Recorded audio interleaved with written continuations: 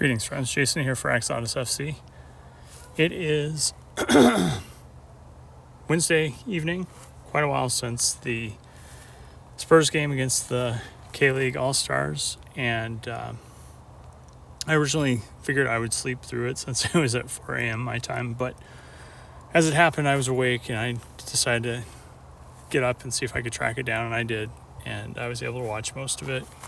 I missed Kulusevski's first goal, but it was pretty impressive on the replay, certainly, and a real kind of striker's goal where cleaning up a mess, jumping on a opportunity, and kind of a difficult shot. He had to really kind of reach back for it, it seemed like. But anyway, good start, and he's been playing really well in that central position, which is encouraging.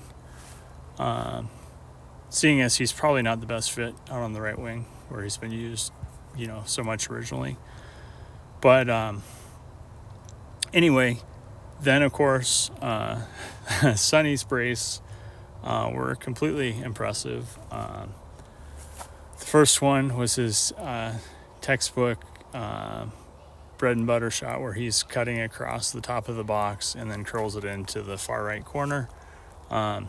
Really cool body cam footage of it from the ref, who was in the perfect position to watch the shot from behind and give us all that kind of on-field perspective that we rarely get to see. So yeah, if you can track that down online, definitely do. It's pretty cool. And then of course the second goal was equally impressive in its own way. Working with Kulusevski with some real short passing, worked it, and then he nutmegged the defender and got by him and just put it away clinically. Super impressive, and kind of funny too that both his goals did come from kind of a central location. But obviously he's just so much more comfortable when he can move into that spot from the wing. The other notable thing in the first half was that the player Yang, who Spurs have just signed, was starting, and we got to see what he was capable of. He put a really nice move on Emerson, actually, and you could really see his quickness. He had a goal that was pretty close, or he didn't make a goal, but he had a shot that was very close to scoring, and anyway, encouraging. Definitely he's got a ways to go, but I can see why we were interested in him and signed him. So hopefully he'll continue to have a big season in Korea and come in January ready to see what he can do to up his level even further. Then of course the second half, definitely a tale of two halves. Pretty much wholesale substitutions for both. Well, actually that's not true. Wholesale substitutions for Korea. They played pretty much all Korean nationals in the first half, and then for the second half brought in a lot of their foreign all-star players. And their big striker, was very effective on the break for them. His teammates did a great job of, setting him up and finding him. They had very, good quickness with their wings and their transition game. And, we just looked hapless for a little while there. And suddenly it is 3-2, I think, at that point.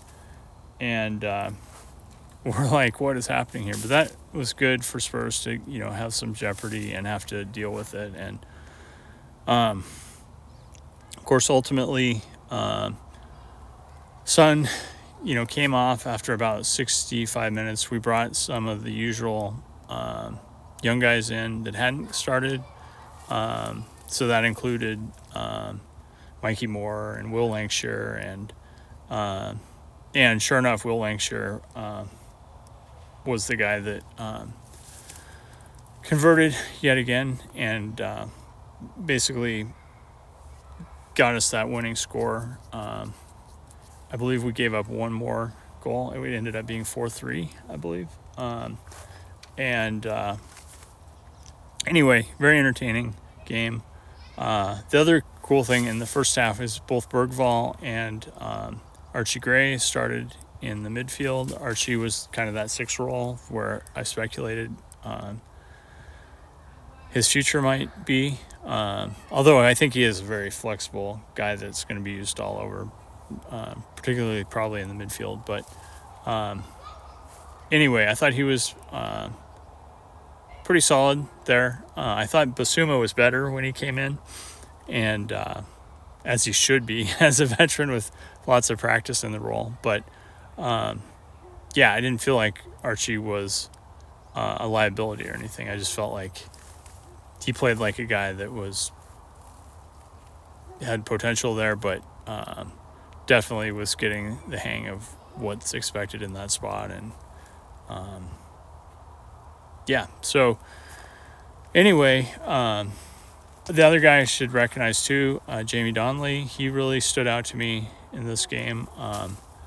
He has to be giving Postecoglou a lot to think about as possibly that backup in the left back. He definitely gives us a offensive kind of upgrade maybe over Udagi. Not as good defensively, obviously, and just a different kind of player, kind of in the mold of Pedro Porro. So in the sense that, if we keep Spence on the right as the backup there, we definitely have kind of a similar, more offensively minded options, or more like all around, or just physical athleticism in those roles in Spence and Udagi. So I'm kind of hoping that's just what we're going to roll with. We'll see if that happens, but seems promising to me. But yeah, overall, good game, and now I'm looking forward to seeing what happens with Bayern. Switching gears, transfer news. Conor Gallagher is very close to going to Atleti, it sounds like. Virtually agreed upon between the two. I think they're talking like 33 million. Is that euros? Probably. Maybe it's pounds. Not sure. But definitely less than we were getting quoted, in the Premier League. Some speculation that we're going to try and swoop in. I'm really just looking forward to it being over, and so we can move on. I think, yeah, Atleti could be a great fit for him, potentially. So, yeah, I'm curious to see what happens, but sounds like Chelsea definitely wants to move him on, and that's a Champions League team for him to go into. So, yeah, curious to see how it works out. I'm really hoping, though, that we're moving on. I feel like, too, we've got enough midfield stuff going on now with Gray and Bergvall and others, really, that I'm not sure that we really need him, even if Ange loves him. I don't know. But beyond that, yeah, we're just still in that waiting period of seeing what our next actual transfer will be. So, on that note, I could talk about U.S. soccer, the women's team, and actually the men's team qualified too, but I think I'll probably just save that for another video. Maybe I'll talk about that tomorrow, since we'll be in between Spurs stuff, and I don't imagine there'll be other things. So anyway, as always, thanks for tuning in. Please like and subscribe if you enjoy these. And remember, to dare is to do.